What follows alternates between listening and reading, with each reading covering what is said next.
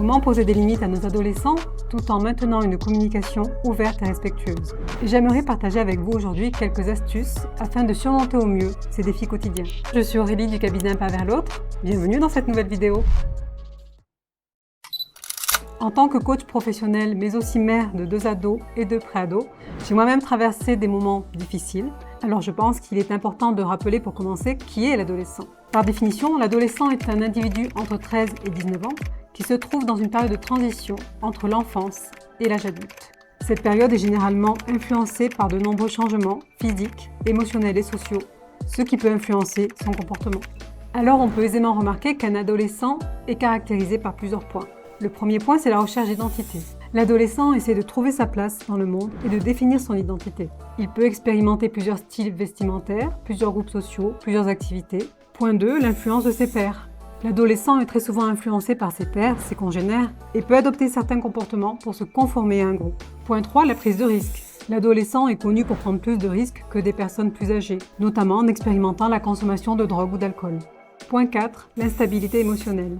L'explosion d'hormones chez l'adolescent va entraîner une sensibilité accrue, des changements d'humeur fréquents. Point 5, la quête d'indépendance. C'est bien connu, l'adolescent cherche à prendre de plus en plus d'autonomie et à prendre ses propres décisions. Il peut donc se rebeller aisément contre les règles établies par les adultes. Point 6, la pression scolaire et sociale. L'adolescent peut ressentir une pression accrue de réussir à l'école, de se focaliser sur son avenir et de se conformer aux attentes sociales, ce qui augmente considérablement son niveau de stress. Point 7, le besoin d'intimité. L'adolescent a souvent besoin de passer du temps seul ou avec ses amis plutôt qu'avec sa famille. Se rappeler de tout cela nous permet de comprendre en fait qu'ils traversent une période compliquée de leur vie. Ils ne sont plus des enfants, mais ne sont pas encore des adultes. C'est pour cette raison que souvent les adolescents se sentent incompris par nous les adultes et qu'ils rentrent en conflit avec nous, repoussant au maximum nos limites et cherchant à les dépasser constamment. Et c'est là que notre rôle va être d'adopter une communication empathique afin de favoriser la communication ouverte et respectueuse avec eux. L'idée est de leur poser des limites, mais avec douce fermeté. De nos jours, il est indéniable que nos adolescents passent énormément de temps devant les écrans, bien trop. J'ai d'ailleurs remarqué, certainement comme vous, que quand mes enfants sont sur leur téléphone, il peut se passer n'importe quoi, elles n'entendent rien. Pour ma part, j'ai compris qu'il était essentiel de définir des règles claires quant au temps qu'elles passent sur le téléphone. Pour cela, je leur ai expliqué les risques d'une utilisation trop importante et je leur ai fixé une limite quotidienne à ne pas dépasser. Pour compenser, je leur ai acheté plein de livres pour qu'elles puissent lire cet été. Pour limiter le temps quotidien de votre enfant sur son téléphone, vous pouvez tout simplement utiliser le contrôle parental qui est disponible sur la plupart des téléphones. Il est essentiel d'expliquer à nos enfants les mécanismes addictifs derrière le fonctionnement des réseaux sociaux, mais aussi certaines conséquences néfastes associées à la divulgation d'informations personnelles ou d'images compromettantes sur Internet. Il est important de les sensibiliser à être prudents et à contrôler et maîtriser ce qu'ils publient, et à faire attention au cyberharcèlement. Alors, est-ce qu'on peut contrôler vraiment le temps que nos enfants passent sur les réseaux sociaux? Franchement, c'est pas évident. Je pense que vous comme moi, on le sait. Et être derrière leur dos, c'est pas la bonne solution non plus. Par contre, les faire réfléchir, les informer, discuter avec eux, leur faire confiance est un bon début, je pense. En quelque sorte, les éduquer sur la conscience numérique. D'ailleurs, si ce sujet vous intéresse, n'hésitez pas à me le dire en commentaire et je pourrai préparer une nouvelle vidéo à ce sujet avec un expert cette fois-ci. Alors, comment faire passer les bons messages à nos ados? Comment maintenir une communication ouverte et respectueuse?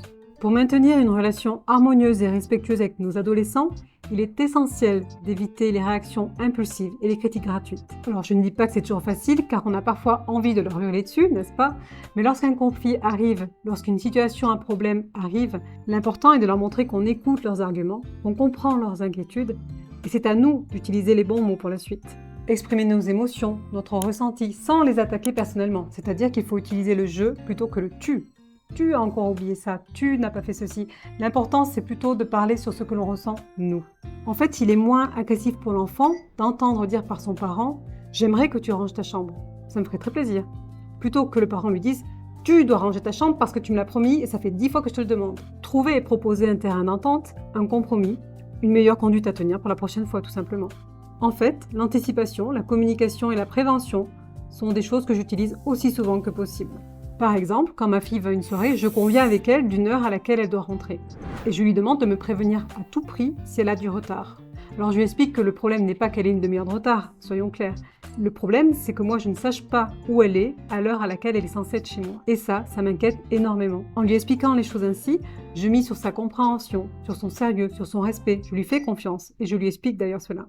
Je lui montre aussi que je ne la considère plus comme une enfant, mais comme quelqu'un de responsable. Et en général, ça se passe bien. Si elle a du retard, elle me le dit, et c'est ok. Avant de terminer cette vidéo, je voudrais vous lire un extrait de la lettre qu'a imaginée une psychologue américaine, Gretchen Schmelzer, qui explique ce que ressent un adolescent face à ses parents.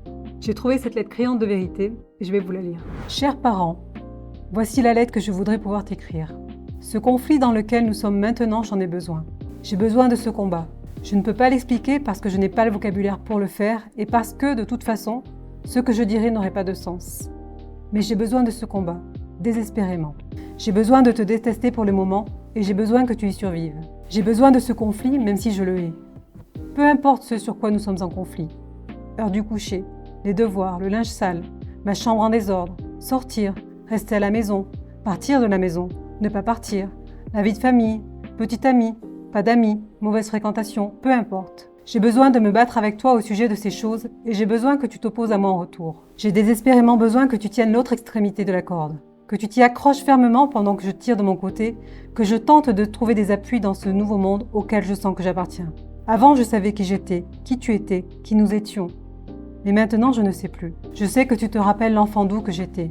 Je le sais parce que cet enfant me manque aussi et parfois, cette nostalgie est ce qu'il y a de plus pénible en moi. J'ai besoin de ce combat et de constater que, peu importe combien terribles ou exagérés sont mes sentiments, ils ne nous détruiront ni toi ni moi. Je veux que tu m'aimes, même quand je donne le pire de moi-même, même quand il me semble que je ne t'aime pas. J'ai besoin maintenant que tu t'aimes toi et que tu m'aimes moi pour nous deux. Seulement, n'abandonne pas, ne m'abandonne pas. N'abandonne pas ce combat, j'en ai besoin. C'est ce conflit qui va m'apprendre que mon ombre n'est pas plus grande que ma lumière. C'est ce conflit qui va m'apprendre que des sentiments négatifs ne signifient pas la fin d'une relation. C'est ce conflit qui va m'apprendre à m'écouter moi-même, quand bien même cela pourrait décevoir les autres. Et ce conflit particulier prendra fin. Comme tout orage, il se calmera. Et je vais l'oublier, et tu l'oublieras. Et puis il reviendra. Et j'aurai besoin que tu t'accroches de nouveau à la corde. J'en aurai besoin encore et encore pendant des années. Je sais qu'il n'y a rien de satisfaisant pour toi dans ce rôle. Je sais que je ne te remercierai jamais probablement pour ça, ou même que je ne reconnaîtrai jamais le rôle que tu as tenu. S'il te plaît, accroche-toi à l'autre extrémité de la corde. Et sache que tu fais le travail le plus important que quelqu'un puisse faire pour moi en ce moment. Avec amour, ton adolescent. Comme on l'a vu, poser des limites aux adolescents en maintenant une communication respectueuse et ouverte est un véritable défi pour la plupart des parents. Et je vous confirme que c'est loin d'être simple, surtout avec le stress du quotidien que l'on subit toutes et tous. J'ai fait une vidéo à ce sujet qui s'intitule « Concilier vie pro et vie perso » qui doit être déjà sur ma chaîne YouTube. Cependant, en utilisant des outils comme la communication non violente, la confiance, le respect, la communication, la définition de règles claires concernant les réseaux sociaux et l'utilisation du téléphone par exemple, on peut allier cadre et bienveillance. Bien sûr, chaque parent et chaque adolescent étant unique, adaptez ces conseils à votre propre situation familiale. N'oubliez jamais que malgré les difficultés, l'amour et la patience sont les clés du succès dans cette période de transition vers l'âge adulte. Voilà, je vous remercie pour le temps et la confiance que vous m'avez accordé. J'espère que cette vidéo vous a été utile et que vous arriverez à mettre en pratique ces petits conseils pour maintenir une relation épanouissante avec vos ados. Si vous voulez plus de contenu sur ce sujet, sachez que j'en publie régulièrement sur mes pages LinkedIn et Facebook. Je vous mets les liens en description. Je vous propose également de regarder mes dernières vidéos disponibles sur ma chaîne YouTube. N'hésitez pas à liker ma vidéo, vous abonner, mais surtout la partager pour aider votre entourage. Merci beaucoup, à dans 2 semaines.